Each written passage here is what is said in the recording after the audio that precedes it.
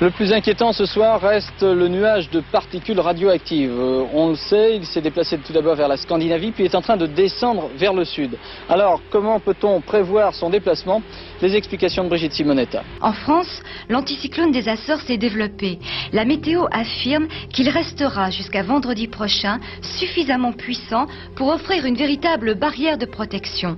Il bloque en effet toutes les perturbations venant de l'Est. Moi, j'étais pas né au moment de l'accident de Tchernobyl. Mais j'ai quand même l'impression de l'avoir vécu. Ce tragique accident est probablement une raison majeure pour laquelle le nucléaire a une mauvaise image. Et puis, quand on pense pas à Tchernobyl, on pense soit à ça... Eh bien oui, ça a toujours été comme ça. Soit à ces tours qui rejettent des gaz dégueulasses. Bon, en fait, c'est de l'eau. Et d'ailleurs, à l'image, c'est pas une centrale nucléaire. Faut avouer que ça fait un peu peur, la radioactivité. Un truc qu'on voit pas, qui peut tuer directement ou induire des cancers. Marie Curie l'a appris à ses dépens. La radioactivité, c'est dangereux. C'est dangereux, mais est-ce que c'est risqué? Quoi? C'est pas la même chose? Non, regarde par exemple cette falaise. Elle est dangereuse, et si tu fais ça, ouais, c'est risqué. Mais là, assis dans ton canapé, il n'y a aucun risque. Là, c'est pareil, une batte, c'est dangereux. Mais entre nous, le risque là, vient pas de la batte. Ah si. Bon bah, pour le nucléaire, c'est pareil. C'est hyper dangereux, mais pas forcément risqué, si c'est bien géré. Branchez votre compteur Gégère, les gars.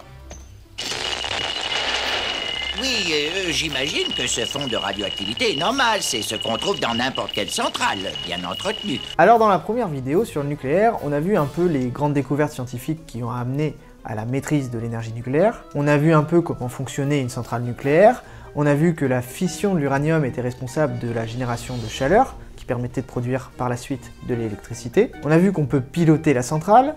On a vu qu'il était nécessaire de la refroidir avec de l'eau, et on a vu que l'uranium était une matière première relativement abondante. Par contre, on n'a pas du tout parlé des risques associés à cette technologie, pour le moins complexe. Alors avant de s'intéresser aux risques de l'énergie nucléaire, regardons ensemble quels sont les dangers de la radioactivité.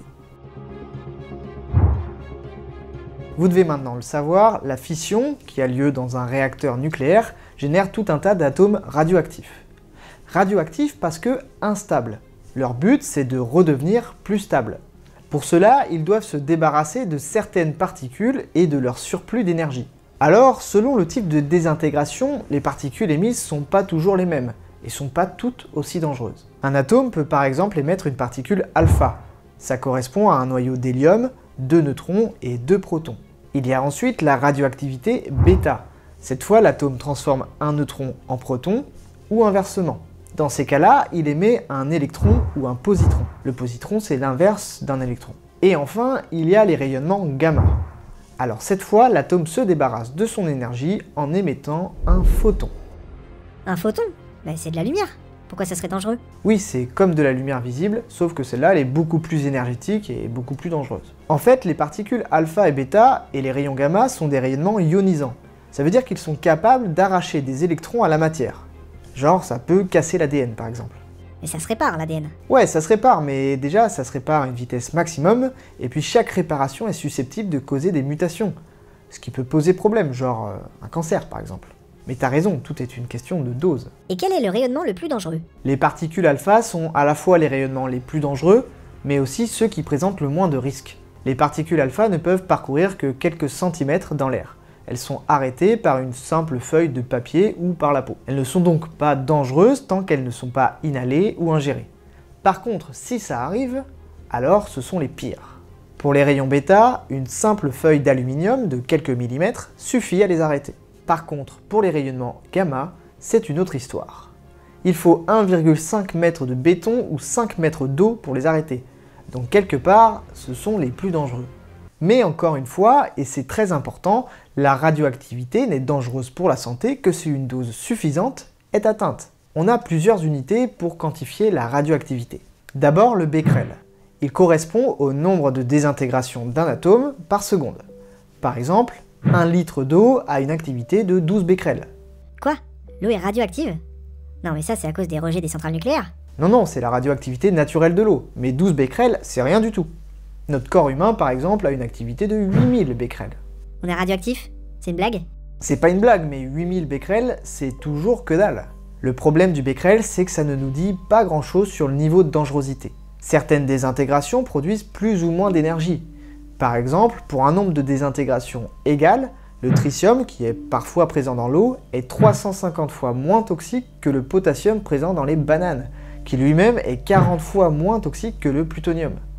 Donc le becquerel, ça nous donne très peu d'informations. On a ensuite le Gray qui mesure la quantité d'énergie absorbée en joules par kilogramme. C'est déjà mieux, mais le Gray ne décrit pas non plus la situation de façon très satisfaisante. L'unité la plus informative, c'est le sievert. Il s'agit aussi d'une énergie en joules par kilogramme. C'est comme le Gray, mais le sievert prend en compte plusieurs facteurs. Par exemple, les différents rayonnements radioactifs n'ont pas le même effet sur les tissus biologiques. Les particules alpha ont 20 fois plus d'effet que les particules bêta et les rayons gamma. Le sievert prend aussi en compte l'organe touché. Le cerveau, par exemple, est 5 fois plus sensible que la peau. Bon, et alors, ça fait quoi de se prendre des grosses doses? Avant de parler de ça, il faut savoir qu'on est tous exposés à la radioactivité dans la vie de tous les jours. Même quand on reste dans son canapé. Peut-être même plus dans son canapé que dehors d'ailleurs. La radioactivité, c'est un phénomène naturel à la base. Nous sommes tous, chaque jour, bombardés de rayonnements radioactifs. Nos aliments sont radioactifs, nos maisons sont radioactives, Tata Simone est radioactive, notre chat est radioactif. Le chat, c'est pour les vues, c'est ça? Mais elle provient d'où, cette radioactivité? Une petite partie est extraterrestre, ce sont les rayons cosmiques. S'il n'y en a pas trop, c'est grâce à notre atmosphère et à notre champ magnétique qui repousse ces rayonnements. Mais il y a quand même une partie qui arrive jusqu'à nous. Au niveau de la mer, on reçoit 0,36 millisieverts en moyenne par an. Mais plus on monte en altitude, et plus on est soumis à une forte exposition. Ah, c'est pour ça qu'on a eu mal à la tête quand on a fait le col au Népal? Non, ça c'est juste le manque d'oxygène. Même en passant un an à 3700 mètres d'altitude, au Tibet, on est exposé à 1,8 millisieverts par an. Et dans l'avion? Pour un vol aller-retour Paris-New York, tu vas recevoir 0,06 millisieverts. Alors le vrai problème, c'est surtout que tu envoies 2 tonnes de CO2 dans l'atmosphère. Enfin, même ceux qui passeraient une année entière dans l'avion, ils seraient exposés à 18 millisieverts. Pour comparaison, la dose maximum à laquelle un travailleur du nucléaire peut être exposé, c'est 20 millisieverts par an. Ensuite, il y a aussi la Terre elle-même qui produit des rayonnements radioactifs depuis sa formation. Chaque personne sur Terre reçoit en moyenne une dose de 0,48 millisieverts de ces rayonnements. Nos aliments aussi sont radioactifs. Le lait, le poisson, les mollusques, les légumes ou encore le thé sont des aliments particulièrement radioactifs. La banane est aussi très radioactive du fait de sa forte concentration en potassium 40. La banane est tellement radioactive qu'il existe une unité radioactive en banane. C'est la dose équivalent banane. Par exemple, vivre à côté d'une centrale nucléaire pendant 1 an équivaut à manger 20 bananes. Perso, je préfère manger quelques bananes. Mais la première source d'exposition naturelle de la population à la radioactivité est due au radon. C'est un gaz radioactif naturel qui provient de la désintégration du radium présent dans les roches, notamment les roches granitiques. On le trouve principalement dans les habitations et c'est une des raisons pour lesquelles il faut bien ventiler vos maisons. Pour le Covid aussi, ça peut être pas mal d'aérer. Les concentrations dans les maisons en France varient entre 4 et 1000 becquerels par mètre cube, en fonction de la nature des sous-sols. La Bretagne, les Vosges, le Massif central et la Creuse sont les régions les plus exposées. Ah ouais, ils cumulent en Creuse, hein. Nous sommes également exposés à la radioactivité artificielle dans le cadre médical, par exemple lors de mammographie, scanner ou radiothérapie. Un scanner abdominal, par exemple, c'est 12 millisieverts. Tout ça fait qu'en moyenne, un Français est soumis à 4,5 millisieverts par an.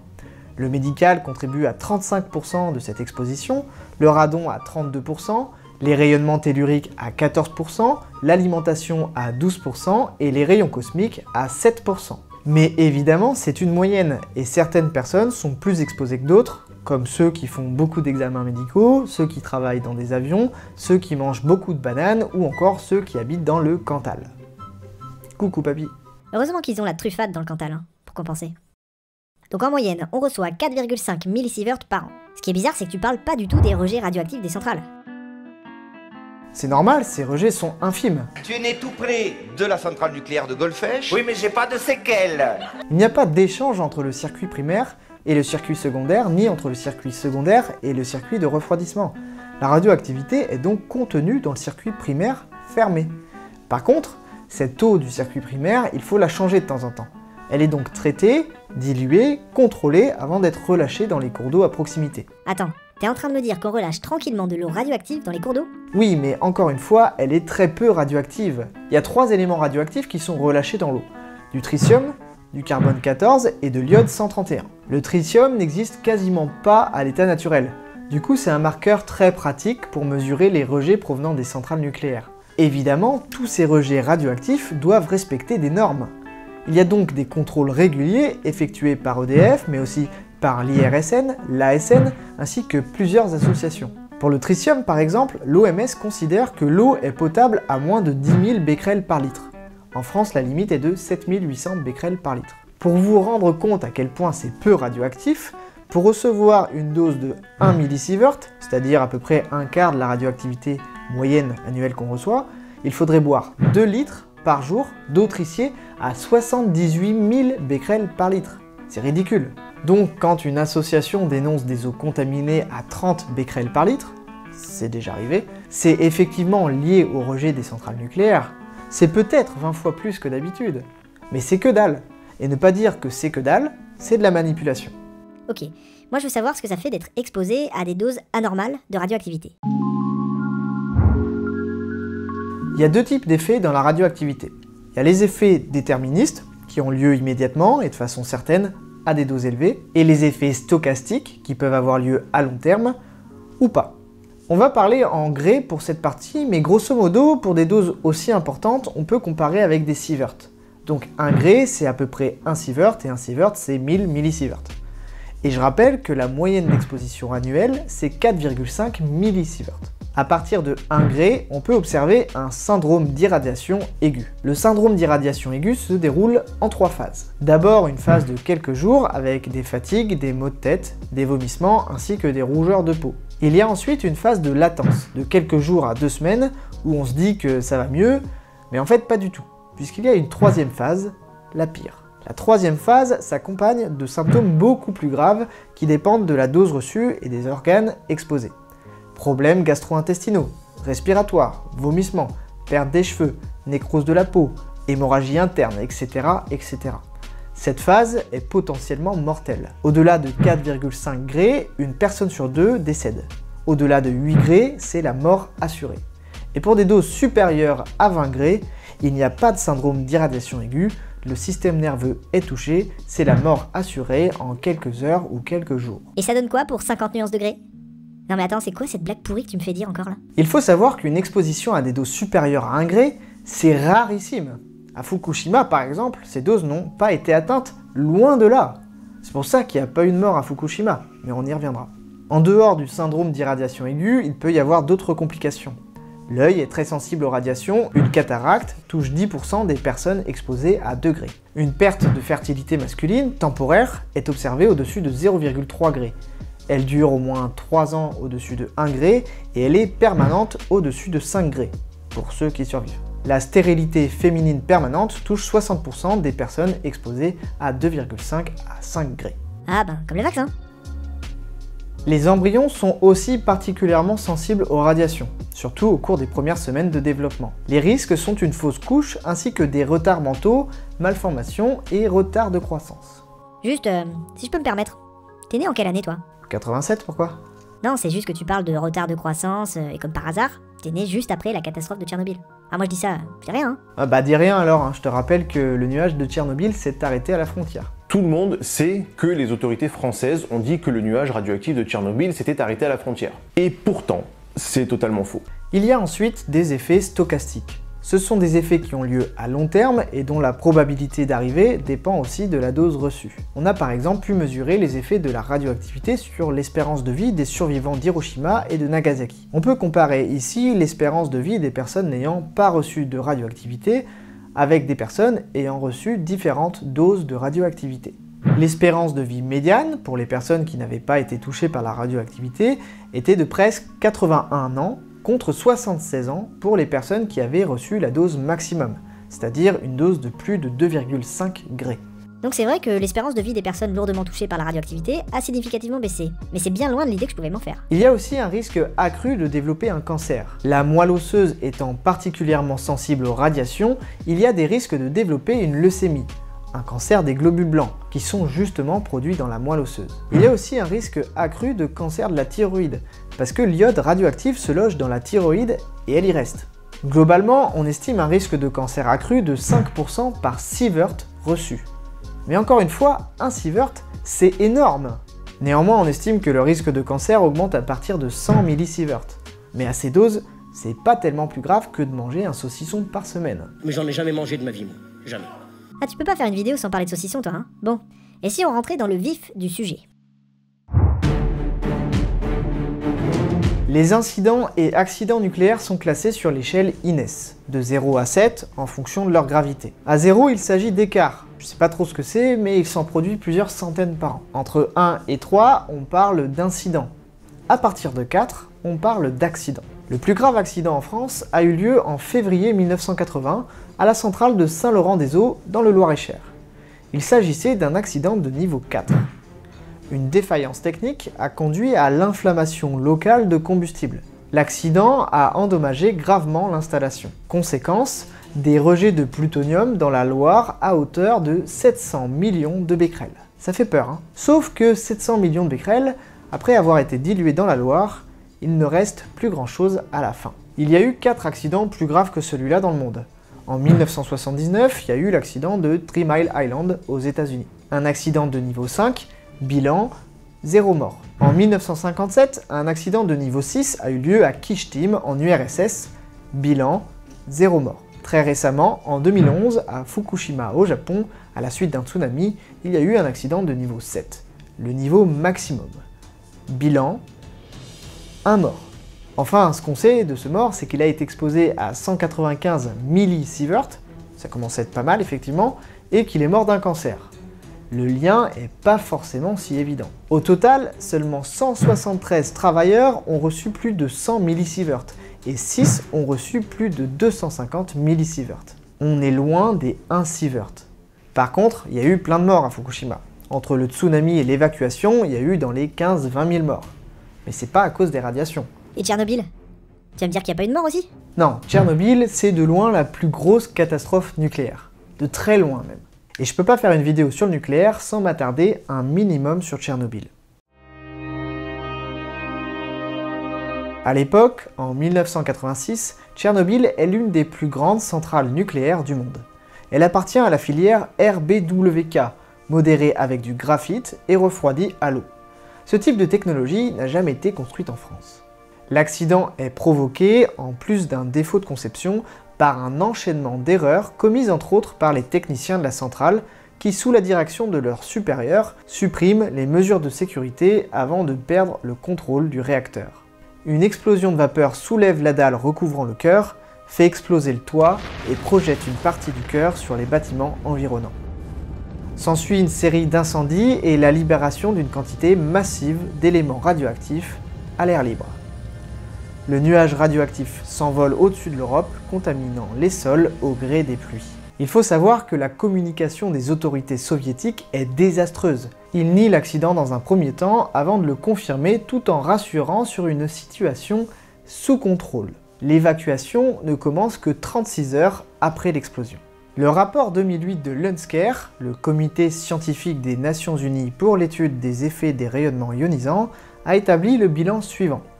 Parmi le personnel de la centrale et les secouristes intervenus immédiatement après la catastrophe, qui ont donc été exposés à des radiations très fortes, 134 ont développé un syndrome d'irradiation aiguë. 28 sont morts dans les premiers mois et 19 dans les années suivantes. 4 d'entre eux ont développé un cancer de la thyroïde. Ensuite, il y a eu les 600 000 liquidateurs, ceux qui se sont occupés de nettoyer l'accident. Ils ont été exposés en moyenne à 120 millisieverts, mais on ne compte pas de morts liées à cette exposition. Enfin, parmi les 6 à 7 millions de personnes qui vivaient près de Tchernobyl, dans une aire de 150 000 km², près de 7000 cancers de la thyroïde ont été observés chez des enfants de moins de 18 ans, dont une bonne partie est imputable à l'accident. La plupart d'entre eux avaient bu du lait contaminé au césium. Mais le cancer de la thyroïde se soigne très bien. À l'heure actuelle, seulement 15 en sont morts. Si on fait une petite addition, cela porte le nombre de morts liés aux radiations de Tchernobyl à 62 morts. 62 morts? Tu te fous de moi là? Le plus gros accident nucléaire de tous les temps aurait fait 62 morts? Alors le truc, c'est que les cancers peuvent prendre du temps à se développer. L'UNSCEAR estime qu'il pourrait y avoir au maximum jusqu'à 4000 morts à cause des radiations. Alors il ne s'agit pas de minimiser l'accident de Tchernobyl, et ne considérer que le nombre de morts serait évidemment une erreur. L'impact de Tchernobyl va bien au-delà de ce bilan comptable. Les conséquences sociales et économiques ont été terribles. Perte de maisons, perte d'emplois, mais aussi peur des conséquences des radiations, etc. etc. D'ailleurs, pour mieux vous rendre compte de l'horreur de Tchernobyl, je ne saurais que vous recommander l'excellente série Chernobyl si vous voulez en savoir plus sur la catastrophe. Mais attends, même 4000 morts, ça paraît excessivement peu. J'ai du mal à y croire. Il est important de noter que les chiffres de l'Unscare sont critiqués. Greenpeace annonce par exemple 200 000 morts, certains annoncent même jusqu'à 1 million de morts. Pour comprendre les différences entre les estimations, il faut rentrer dans des considérations techniques et expliquer des modèles compliqués qui ne sont pas l'objet de cette vidéo. Pour plus d'informations, vous avez les vidéos du réveilleur qui sont beaucoup plus pointues. Sachez quand même que les estimations de Greenpeace, par exemple, n'ont pas été revues par les pairs. Donc ça ne vaut pas beaucoup mieux que les papiers de Raoult. Mais il connaît pas Raoult, ce mec. Il va avoir un réveil pénible. L'une des critiques de Greenpeace sur le rapport de l'Unscare est la non prise en compte des effets du stress. Ça fait une différence majeure. La catastrophe de Tchernobyl est avant tout une catastrophe psychologique. 350 000 personnes ont été évacuées et 5 millions de personnes ont vécu dans la zone contaminée. Le stress, la dépression et l'angoisse qui ont suivi l'accident ont durablement augmenté tabagisme et alcoolisme, et on peut le voir encore aujourd'hui. Mais on ne peut pas attribuer cela aux radiations de l'accident. Ce sont des conséquences indirectes liées non pas au nucléaire en lui-même, mais à l'évacuation et à la peur du nucléaire. Je t'avoue, je pensais qu'il y avait eu plus de décès à cause de Tchernobyl. Mais quand même, ça a fait des morts, des cancers, des bouleversements sociaux et tout ça. Bien sûr, la catastrophe de Tchernobyl est hyper grave et il y aurait plein d'autres choses à discuter. Mais il faut bien comprendre que la production d'énergie en général n'est pas sans risque. Le risque n'est pas réservé au nucléaire. Loin de là. En 1959, la rupture du barrage de Malpasset à côté de Fréjus fait 423 morts.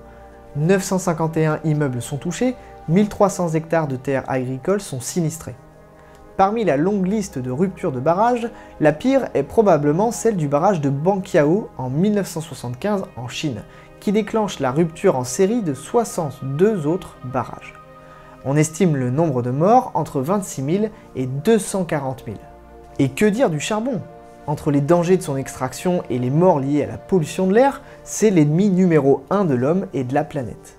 Tiens d'ailleurs, on peut comparer le nombre de morts occasionnés par les différentes sources d'énergie. À quantité d'énergie produite égale, et par rapport au nucléaire, le charbon serait 2500 fois plus meurtrier, le pétrole 900 fois plus, les barrages 35 fois plus. Et même le solaire et les éoliennes présentent plus de risques. Les éoliennes? Ah, mais c'est parce que tu comptes les oiseaux là. You want to see a bird graveyard? You just go. Take a look. A bird graveyard? Go under a windmill someday. Non, il y a eu des accidents à l'installation des éoliennes. Ils sont pas très nombreux, mais l'énergie produite par les éoliennes n'est pas très importante non plus. Donc ça fait vite monter le ratio.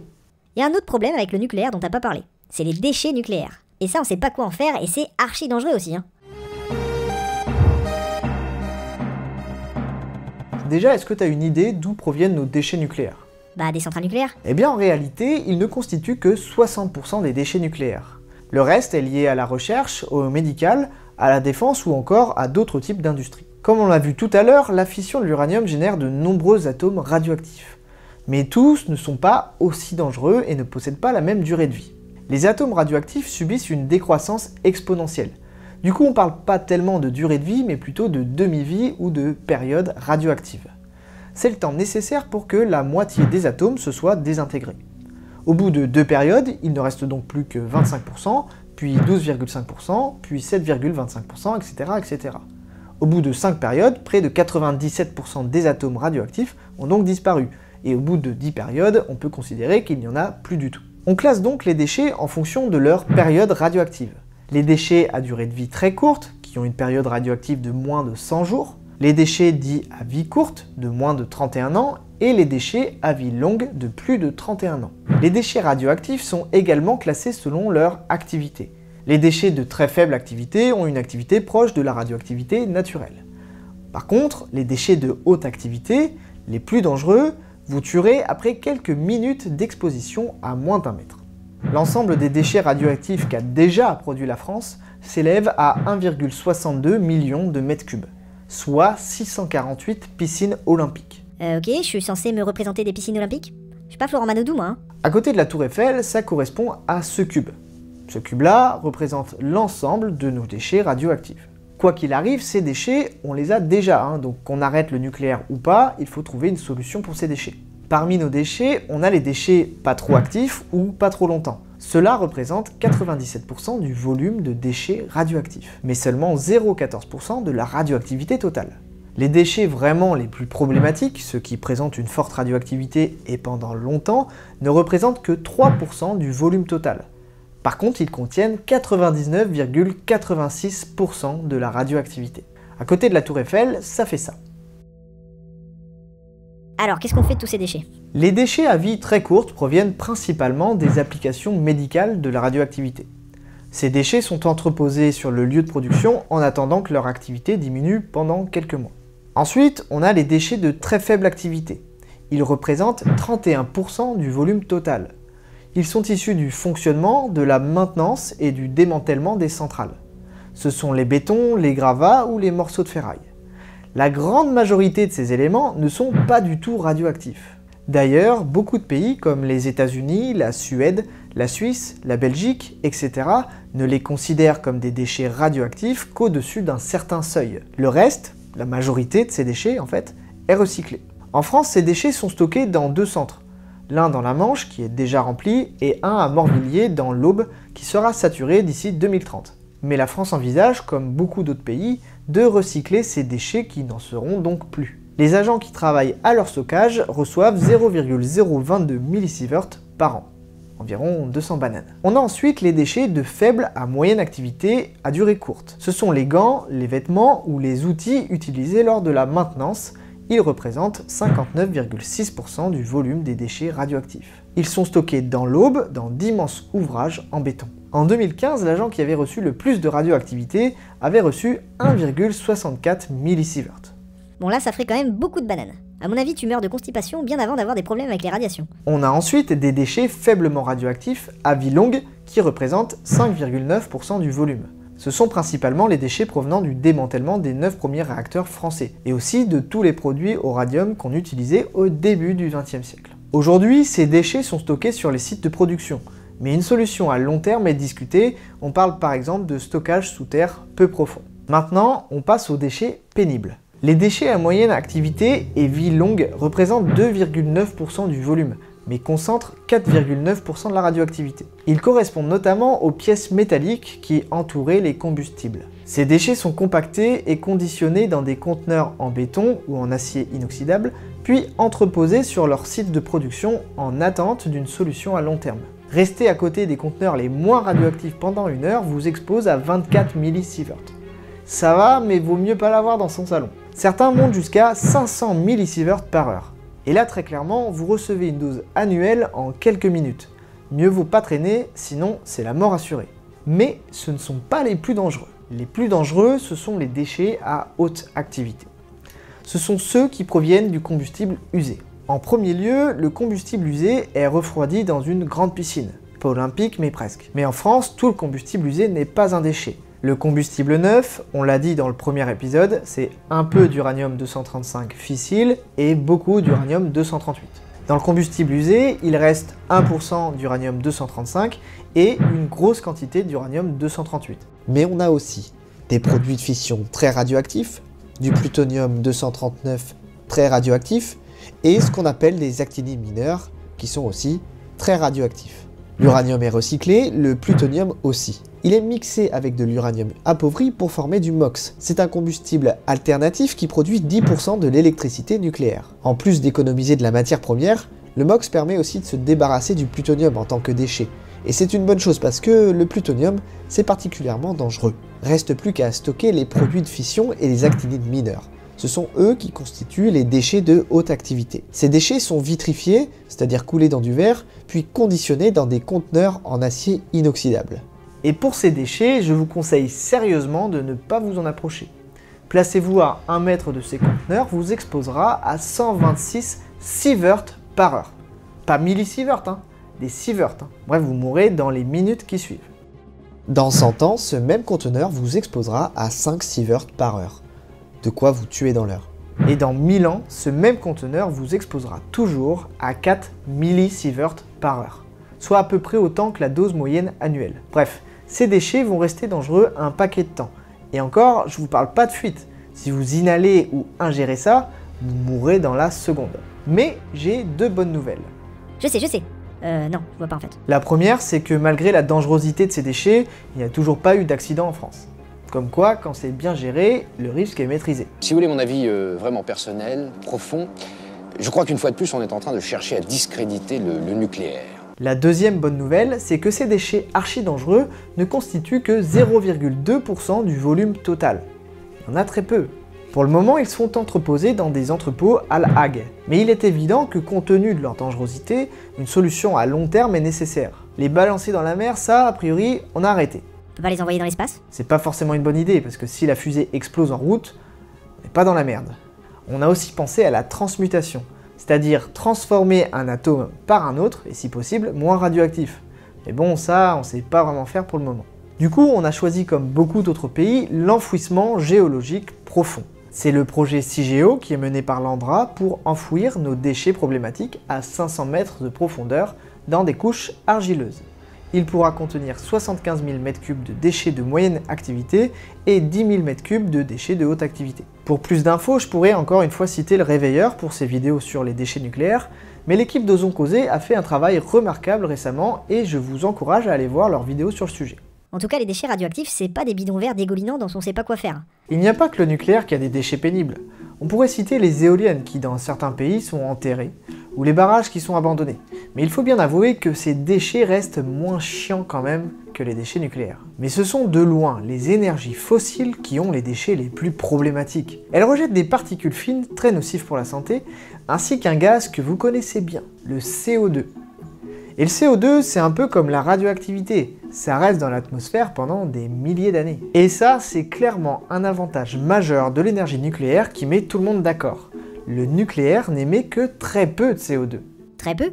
Mais en fait, je suis en train de me dire, dans la fission, à aucun moment il y a des rejets de CO2. Non, mais il faut aussi compter l'extraction de l'uranium, son transport, son enrichissement, etc. etc. D'après le rapport du GIEC, le nucléaire émet à peu près autant de CO2 que l'éolien et moins que l'hydraulique ou le solaire.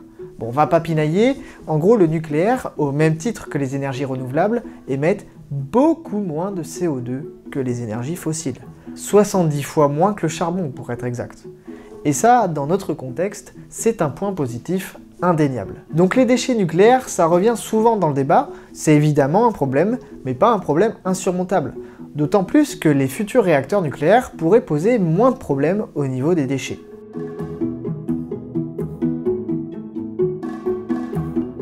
Bon, les réacteurs nucléaires, ce ne sont pas les mêmes depuis toujours. En France, on a eu des réacteurs de première génération au graphite, puis des réacteurs de deuxième génération à eau pressurisée. C'est ceux qui existent aujourd'hui. Ça fait un moment qu'ils ont été construits, non? Ils arrivent pas en fin de vie? Ouais, d'ici quelques décennies, tous ces réacteurs arriveront probablement en fin de vie. La troisième génération est en construction. En France, c'est le fameux EPR de Flamanville. Ah ouais, j'en ai entendu parler. Mais pas en bien. C'est toujours un réacteur à eau pressurisée, mais amélioré pour être à la fois plus sûr et plus performant. La Chine a déjà 2 EPR en service depuis 2018, mais c'est vrai que nous, on galère un peu avec sa construction. On a commencé en 2007 et c'était censé se finir en 2012, pour un budget de 3,3 milliards d'euros.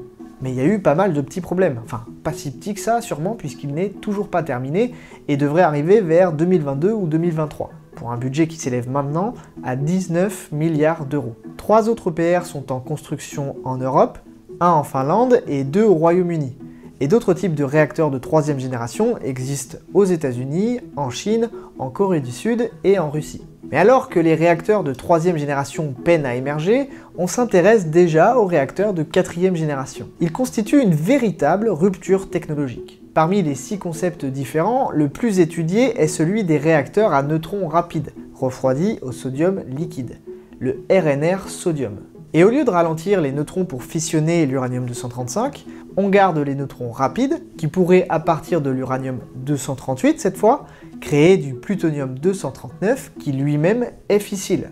Mais t'as montré tout à l'heure qu'on produisait déjà du plutonium-239 dans nos réacteurs actuels. Oui, et on le recycle dans le MOX. Mais là, avec des neutrons rapides, on produirait davantage de matière fissile qu'on en consommerait. Ça s'appelle de la surgénération. On utiliserait alors comme matière première de l'uranium-238, ce qui rendrait totalement obsolète la question des ressources en uranium. En plus, on pourrait fissionner par la même occasion les actinides mineurs, qui sont les déchets les plus pénibles à gérer. Il ne resterait donc plus que les produits de fission à gérer. En France, le CEA travaillait sur un prototype nommé Astrid depuis 2010, mais le projet a été abandonné en 2019. L'organisme envisage de s'en occuper pour la deuxième moitié du XXIe siècle. On va terminer avec une énergie nucléaire qui est 1000 fois plus puissante que la fission nucléaire. Il s'agit de la fusion nucléaire. Au lieu de casser un atome en deux, cette fois, on fusionne deux atomes. C'est ce qui se passe dans le Soleil. On essaye de créer un Soleil, quoi. Mais c'est pas facile à faire. Il faut pouvoir faire passer la matière à l'état de plasma et faire chauffer tout ça à 150 millions de degrés. Ah oui, effectivement, ça doit pas être facile. C'est le projet international ITER qui vise à développer cette technologie. Ce projet excessivement ambitieux est mené en France à Cadarache, pour un budget actuellement de 19 milliards d'euros, comme le PR de Flamanville. J'espère que c'est pas mauvais signe. Pour plus d'informations sur ce projet absolument titanesque, je vous encourage à voir la vidéo de Monsieur Bidouille sur le sujet. Mais retenez que la fusion nucléaire, c'est pas pour tout de suite.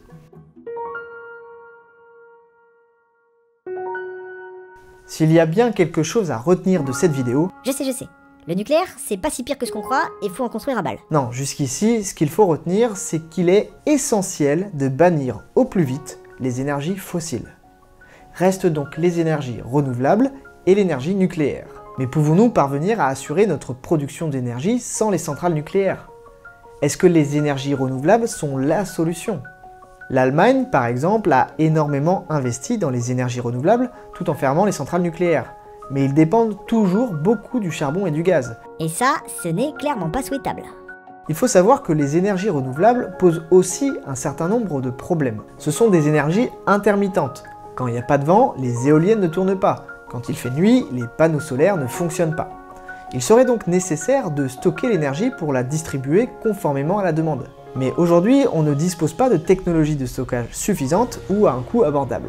Ensuite, les énergies renouvelables ne sont pas parfaites non plus d'un point de vue environnemental.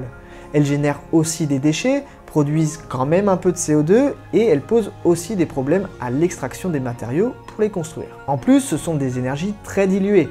Les panneaux solaires nécessitent beaucoup de surface aux dépens de l'agriculture et des forêts. Avoir un mix énergétique 100% renouvelable, c'est donc pas nécessairement souhaitable, mais surtout, c'est pas forcément possible. RTE, le gestionnaire du réseau de transport d'électricité, a récemment publié un rapport de 600 pages. Ils y évaluent 6 différents scénarios de mix énergétique pour que notre production d'énergie soit neutre en carbone d'ici 2050. Absolument tous impliquent évidemment la suppression de la production par des énergies fossiles. Tous aussi impliquent le développement massif des énergies renouvelables. Reste à savoir quelle proportion de nucléaire on garde, si on en garde. Le premier scénario est un scénario 100% renouvelable d'ici à 2050. On ne construit pas de nouveaux réacteurs nucléaires et on ne garde nos réacteurs nucléaires existants que jusqu'en 2050. Ce scénario fait des hypothèses extrêmement optimistes sur notre capacité à installer des énergies renouvelables. De l'autre côté, dans le 6e scénario, au contraire, on construit très rapidement de nouveaux réacteurs nucléaires pour avoir un mix énergétique 50% énergie renouvelable, 50% nucléaire. Donc dans le scénario où on construit un max de nucléaire, on va quand même baisser notre part du nucléaire dans le mix énergétique français, puisqu'aujourd'hui on est aux alentours de 70% de production de l'électricité par le nucléaire. Ce scénario est tout aussi improbable. Il fait également des hypothèses très optimistes quant à notre capacité à construire autant de nouveaux réacteurs nucléaires. Entre les deux, il y a 4 scénarios intermédiaires, avec plus ou moins de nucléaire, et plus ou moins d'énergie renouvelable. Le rapport de RTE évalue la faisabilité des différents scénarios, leur coût ou encore leur résilience face à certains risques et en fonction de certaines hypothèses. Je ne vais pas aller plus loin dans l'analyse de ce rapport de 600 pages, que j'ai pas lu d'ailleurs, mais je vous recommande vivement de regarder les vidéos du Réveilleur et de Osons Causer sur le sujet. Ils ont encore une fois fait un travail remarquable, étonnamment complémentaire sur le sujet, et j'aurais tendance à penser qu'on ne peut pas avoir un avis sur le nucléaire tant qu'on n'a pas vu au moins une de ces vidéos, ou lu les 600 pages de RTE, ça va sans dire. J'ai compris. Le sujet du nucléaire et de l'énergie en général est ultra compliqué. Mes 2 vidéos ne font qu'effleurer la complexité du sujet. J'espère vous avoir donné quelques outils pour commencer à comprendre le débat. La question « faut-il sortir du nucléaire ?» je m'en rends compte que maintenant, n'a absolument aucun sens. Aucun scénario ne prévoit de sortir du nucléaire avant 2050. Et encore, celui qui prévoit une sortie en 2050 est très optimiste sur le déploiement des énergies renouvelables. C'est juste pas possible à court ou moyen terme. En tout cas, pas sans réutiliser des ressources fossiles. Mais ça, on est sûr, on veut pas. Faites quand même attention parce qu'il y a beaucoup de désinformation sur le sujet. J'ai déjà vu Greenpeace dire que le nucléaire émettait beaucoup de CO2 par exemple. On peut aussi citer leurs estimations des morts de Tchernobyl qui correspondent pas du tout à ce qui a été publié dans la littérature scientifique. Il y a aussi des reportages où ils parlent de rejets radioactifs dans l'eau, avec des doses qui sont hyper faibles, mais où ils n'expliquent pas que justement, ces doses sont hyper faibles, qui sont pas plus dangereuses que de bouffer quelques bananes, peut-être même moins. Ah, il y a quand même un truc que je vous ai pas dit, et là Greenpeace va être d'accord. Penser à un mix énergétique décarboné, c'est bien, c'est nécessaire, mais tous les scénarios pour l'avenir reposent aussi sur une baisse de notre consommation d'énergie. Ils reposent sur la sobriété énergétique. Autrement dit, si le nucléaire doit faire partie de notre mix énergétique, il doit être là pour amortir la décroissance énergétique. Ah oui, ça aurait été dommage de faire un sujet sur le nucléaire sans citer Jean-Marc Jancovici. Ni les énergies renouvelables, ni le nucléaire ne permettront de compenser cette baisse pour conserver le confort moderne. Donc il faut bien comprendre que de lutter contre le changement climatique, c'est de se mettre au régime. D'accord ? C'est une grosse mise au régime.